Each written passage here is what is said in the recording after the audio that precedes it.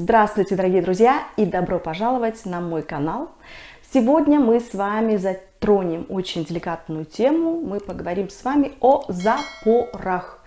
Мы разберем, почему возникают запоры в нашей жизни и как самому себе помочь в этой неприятной ситуации без каких-либо химических таблеток, а с помощью продуктов питания. И в самом конце видео я обязательно открою один секретный продукт, с помощью которого многие, десятки тысяч моих клиентов спаслись от операций. Оставайтесь со мной, меня зовут Виктория Андерсон, я нутрициолог-диетолог и автор книги «Гармония счастья через осознанное питание». Когда мы были маленькими, мальчики почему-то думали, что девочки не пукают, а девочки думали, что принцессы не какают. Но на самом деле все как раз наоборот. Мы все ходим в туалет, и не надо стесняться говорить на эту тему. Когда-то в Средневековье в Китае была даже такая казнь, которая называлась мясная. Человека помещали в клетку и кормили его исключительно мясом. Он не мог двигаться, все процессы желудочного тракта останавливались, начиналось гниение, и человек медленно и мучительно умирал. Вообще-то половина нашего населения на всей нашей прекрасной планете страдают запорами. Нормальным считается ходить в туалет раз в 2 дня, это как минимум, и максимум 3 раза в день. Но в Скандинавии все гастроэнтерологи сошлись на том, что можно посещать туалет и раз в 4-5 дней, лишь бы кал был в форме мягкого спелого банана. То есть вам должно быть комфортно ходить в туалет. Благодаря рекламе многие из нас почему-то представляют пищеварительную систему как, знаете, водопроводную трубу. И когда в ней возникает затор, то, естественно, нужно это чем-то пропихнуть, протолкнуть или влить какую-то жидкость и растворить. На самом деле наша пищеварительная система – это не просто какая-то трубка, которая соединяет рот и анус, и по ней продвигается наша пища. Совсем нет. Это умнейшая, высокоорганизованная система, которая работает с помощью нашего спинного и головного мозга, нашей кишечной нервной системы. Она работает и вырабатывает множество наших гормонов. Эта система состоит из живых клеток, из живых микроорганизмов, которые поддерживают наше здоровье и иммунитет. Запор бывает острым, то есть вы не пошли в туалет где-то дня 2-3, и у вас болит живот, начинается вздутие, колики, вас иногда поташнивает, может даже начаться и рвота. При таком запоре нужно принимать срочно меры. Хронический запор подразумевает в себе то, что длительное количество времени человек страдает этим недугом. Такая болезнь может начаться после беременности, например, или после каких-то тяжелых родов. В некоторых случаях требуется даже срочная госпитализация, а порой и операция. И почему это происходит? В кишечнике образуется непроходимость каловых масс, которые, как правило, очень-очень такие твердые. И представьте себе, что это как пробка. И именно в этом месте за счет каловых масс получается такое давление на кишку. И в этом месте, где каловые массы находятся, кровеносные сосуды очень-очень пережаты. И в это самое место кишки не поступает совершенно никакие полезные вещества и также кислород. И со временем эта часть кишки очень может легко отмереть. Поэтому, конечно же, нельзя допускать таких вот длительных каких-то ожиданий похода в туалет, и нужно принимать какие-то меры. Как обычно бывает, человек не может сходить в туалет, у него болит живот, ему плохо, появляется неприятный запах изо рта, и когда уже совсем плохо, он идет к врачу. И врач ему назначает слабительные препараты или же советует сделать клизмы. Слабительные препараты, они вызывают своего рода диарею. А диарея это что-то, полностью все вымывается, вся микрофлора, все необходимые нашему организму бактерии и микроэлементы, минералы, витамины, это все опорожняется. И, естественно, это не способствует нашему здоровью. Поэтому нужно разобраться с причиной своих запоров и предпринять срочно какие-то меры, помочь себе в домашних условиях, и как мы сейчас об этом чуть позже поговорим. Причины возникновения запоров.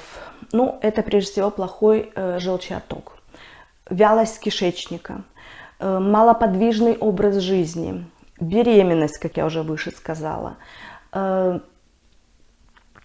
стресс. При стрессе мы не замечаем позывов, а когда вы пропускаете позыв, то из-за этого возникает также и запор. В следующий раз вам будет тяжелее поймать вот этот самый момент, который приглашает вас на горшок. Вот знаете, есть в быту такое выражение, к примеру, я не перевариваю своего начальника. И вот человек пребывает в таком стрессе. А почему эта фраза «я не перевариваю»? Удивительно, да? На самом деле, если вы не перевариваете своего начальника, вы пребываете в стрессе, каждый день вы приходите на работу, ожидая какого-то конфликта или, не знаю, плохого дня, и, соответственно, ваш кишечник точно так же не будет переваривать нормально пищу. Удивительно, но это факт.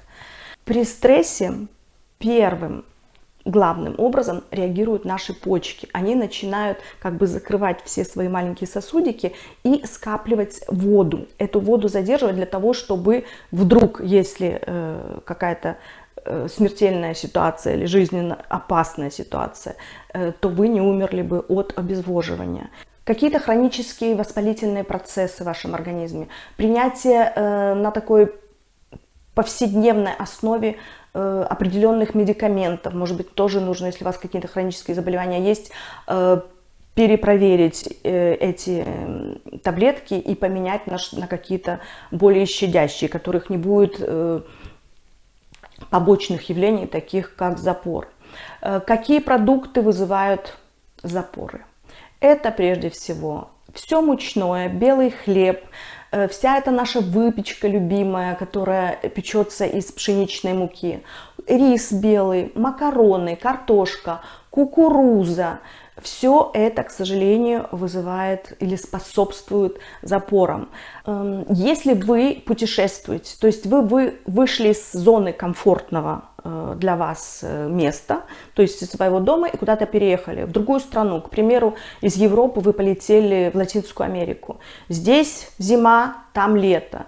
Здесь совершенно вдруг другие специи появляются в Латинской Америке, другая кухня, другая вода. И ваш организм сразу же отреагирует.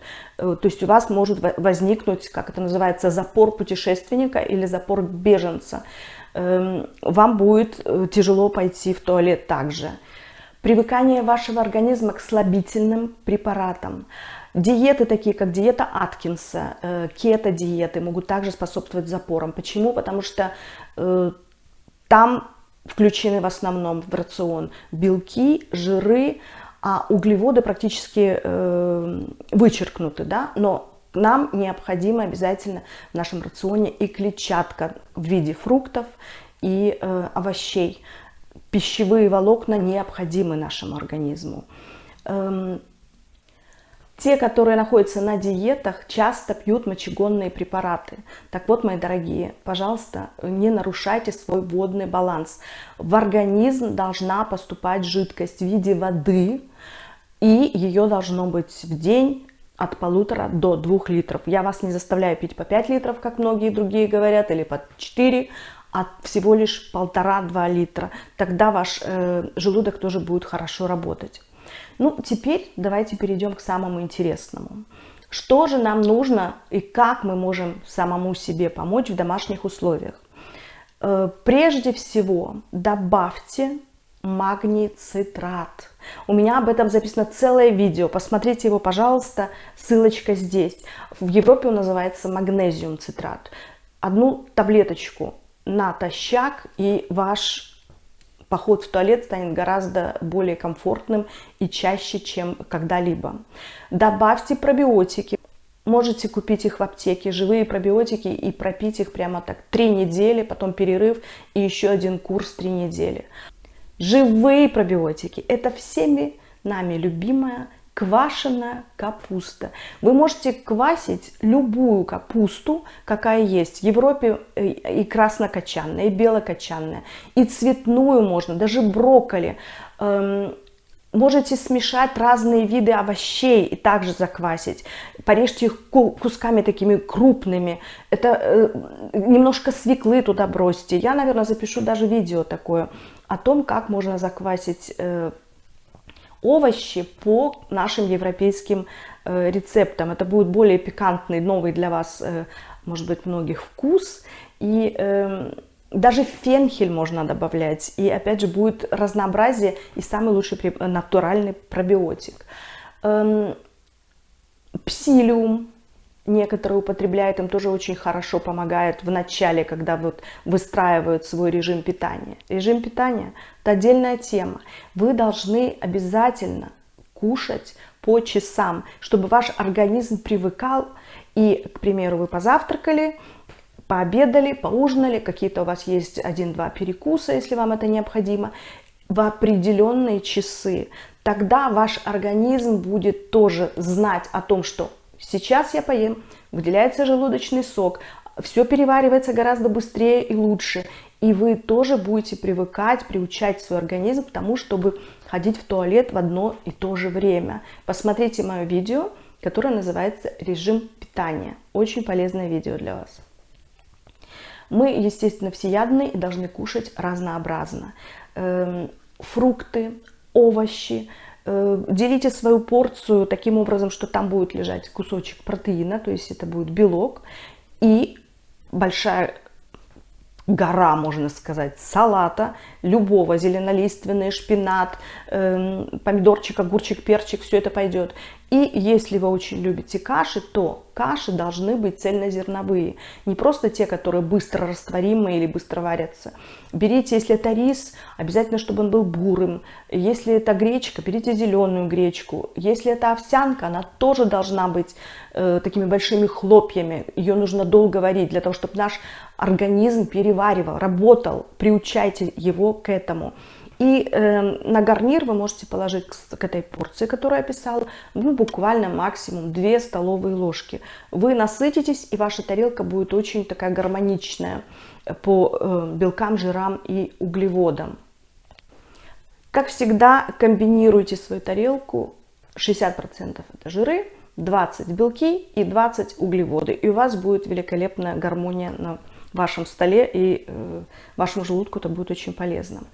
Можете в рацион ввести также чай из одуванчика, вот, и чай из сены, но опять же не на регулярной основе. Из наших древних домашних рецептов замочите, заварите кипятком чернослив вечером и утром скушайте там пару черносливин и выпейте вот этот настой, который у вас будет. Тоже в начале вашего выздоровления это вам будет хорошо способствовать работе вашего желудка. Но, друзья, и как обещала, последний мой секрет – это, не удивляйтесь, но 2 киви натощак. Я не знаю, как это работает, и многие ученые сейчас работают над этим продуктом и хотят понять, почему и как это великолепно работает и отражается на нашей пищеварительной системе. Но, поверьте мне, я ни одного человека спасла этим советом от операции. Уже была дата даже у директора полиции назначена на операцию. Он отсрочил ее буквально на 2 недели, и его желудок заработал. Это супер полезный продукт. Во-первых, в киви, если вы съедаете даже 1, это полная норма витамина С. Если вы съедаете 2, то вы вообще уже обеспечены великолепно. И, конечно, дайте привыкнуть вашему организму, дайте ему возможность перестроиться, потому что вы не съедите 2 киви сегодня утром, и вечером вы уже будете думать о том, что все хорошо, у меня нет никаких проблем. Будет идти перестройка минимум неделю, может быть 10 дней, и потом напишите комментарий под этим видео, как ваш желудок сейчас работает. Я уверена, что ваша жизнь наладится и все у вас будет хорошо. Дорогие мои, спасибо, что были со мной. Спасибо за ваши комментарии и ваши подписки. Делитесь, пожалуйста, моим не только этим, но и другими видео. И помогайте своим родным, близким, друзьям иметь нормальный, здоровый образ жизни и лечиться с помощью своих домашних каких-то натуральных продуктов и средств. На сегодня все, и до новых встреч. С вами была любящая вас Виктория. Пока!